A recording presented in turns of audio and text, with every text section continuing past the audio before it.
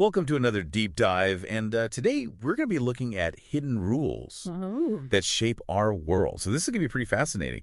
We're going to be looking at everything from like bank robberies and medical care Yeah. to things like vaccination choices Uh-huh. and even historical awareness. Yeah. So this is going to be quite a journey.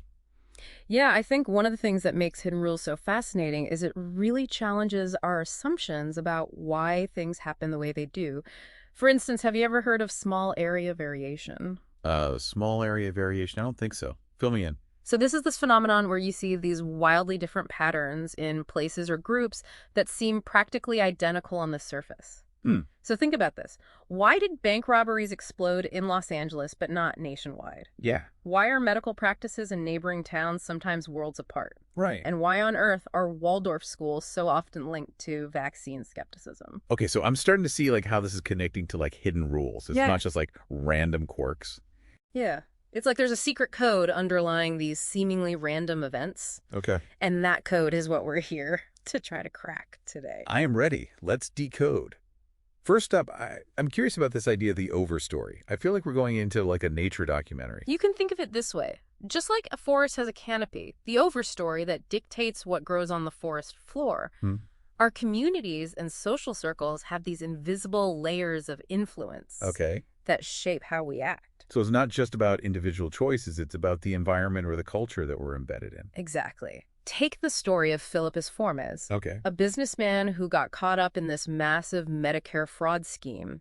He had a successful career in Chicago, but when he moved to Miami, things took a dark turn. So you're saying that Miami's overstory was somehow different and that influenced his decisions?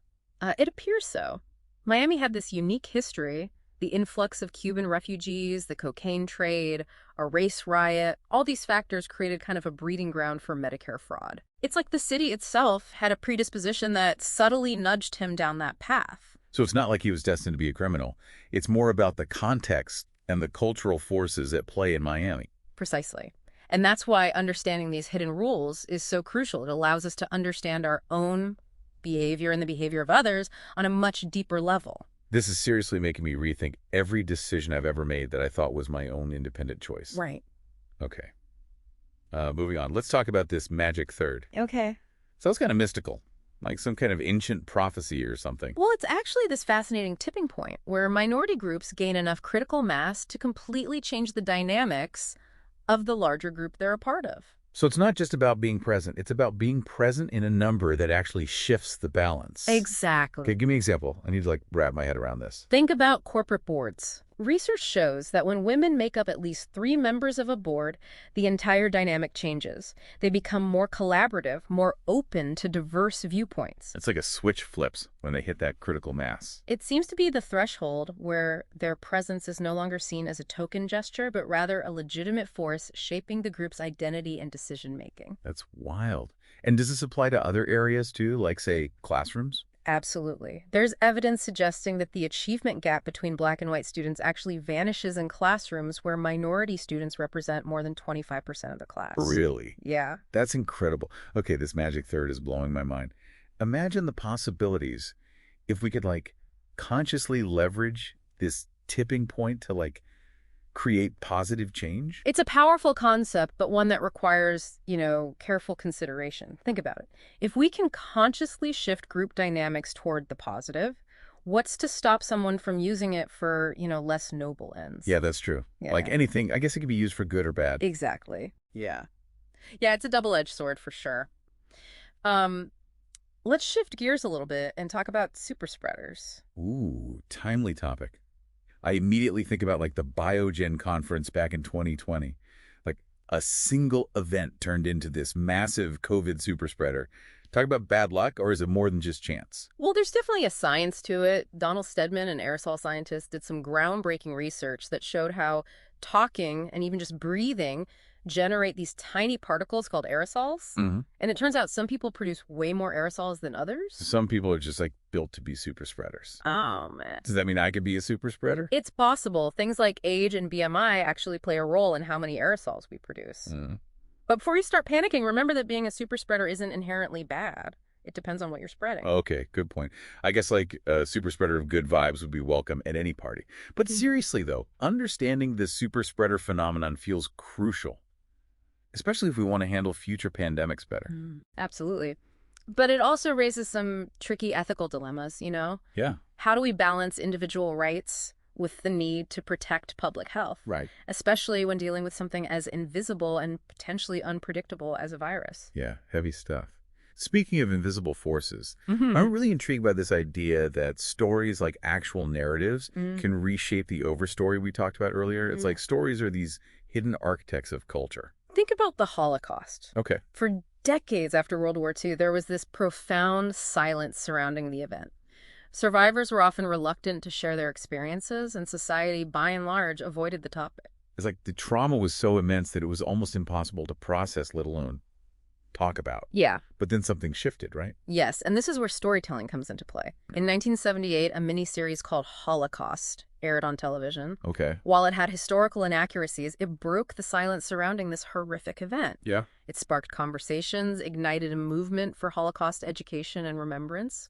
So even a fictionalized account, as long as it captures the core truth of the experience, can have this powerful ripple effect, shifting the overstory and forcing people to confront a reality that had been largely ignored. Precisely. And we see the same dynamic at play in other social movements. Hmm. The fight for gay marriage, for example, was deeply influenced by pop culture. Hmm. Shows like Will and Grace played a pivotal role in normalizing gay relationships and ultimately shifting public opinion. Wow. It's amazing to think about how something as seemingly lighthearted as a sitcom could be a catalyst for such profound social change. So stories don't just reflect the overstory, they can actually reshape it. Yeah, That's powerful. it reminds us that the narratives we consume and the ones we create are not just entertainment. They are forces that shape our individual and collective understanding of the world. Sometimes they reinforce the status quo, and sometimes they challenge it, leading to real and lasting transformation. Okay, so we've got these overstories, the magic third super spreaders, and storytelling. It's like a whole toolkit for understanding the hidden mechanics of society. Yeah. But how does it all fit together? The opioid epidemic is a perfect case study that brings all these elements into sharp focus. Whoa. Okay, that took a dark turn, but I'm ready to connect the dots. Walk me through it. Okay, let's go back to the early 20th century. We have a character named Paul Madden, an anti-drug crusader in California. Okay.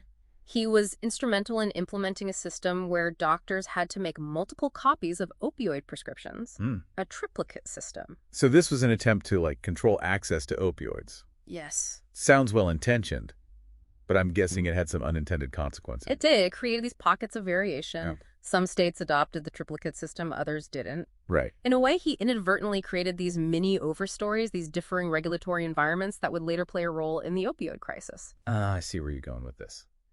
Different overstories, different outcomes. So the triplicate system was like setting the stage for the crisis decades later. Fast forward to the 1990s. Enter Purdue Pharma with their aggressive marketing of OxyContin. They honed in on doctors who were very liberal with their opioid prescriptions.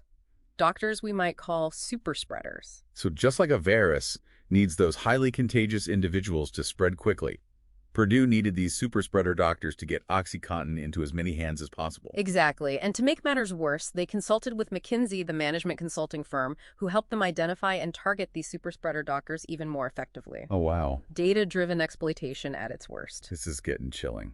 So it was a perfect storm. The right overstory created by those early regulations, the emergence of super spreaders in the medical field, and a company ruthlessly exploiting those vulnerabilities. And the result, widespread addiction, overdose, and death. It's tragic. It's a stark reminder that understanding these hidden rules, the overstories, the super spreaders, the group dynamics, can be used for good or for ill. And that's why we need to be aware of them, to be vigilant, and to use this knowledge to build a healthier, more equitable world. Okay. That was intense, but incredibly insightful. Sure. It feels like we've been given this secret decoder ring for understanding how the world really works. Yeah. I'm still processing everything, Yeah. but one thing's for sure, I'm never going to look at these seemingly random events the same way again. That's the beauty of it. Yeah. Once you see these hidden rules, you can't unsee them. Yeah. And that awareness empowers us to become more conscious participants in shaping our own destinies and the destiny of our communities. Okay, so where do we go from here? We've uncovered all these hidden rules.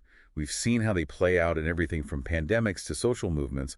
What do we do with this knowledge? Well, that's the million-dollar question, isn't it? Awareness is the first step, but it's not enough.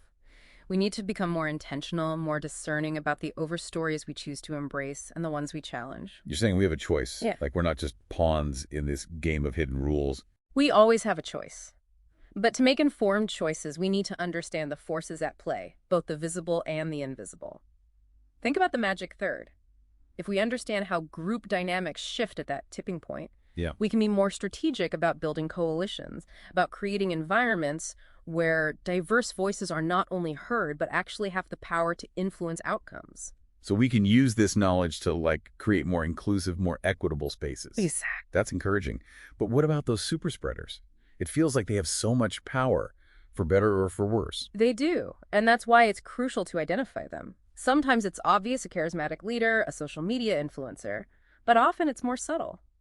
Think about the superspreader doctors in the opioid crisis. They weren't necessarily malicious, but they were vulnerable to certain marketing tactics, and that vulnerability had devastating consequences. Okay, this is starting to feel a little overwhelming. How do we even begin to navigate this complex web of hidden rules? Start by asking questions.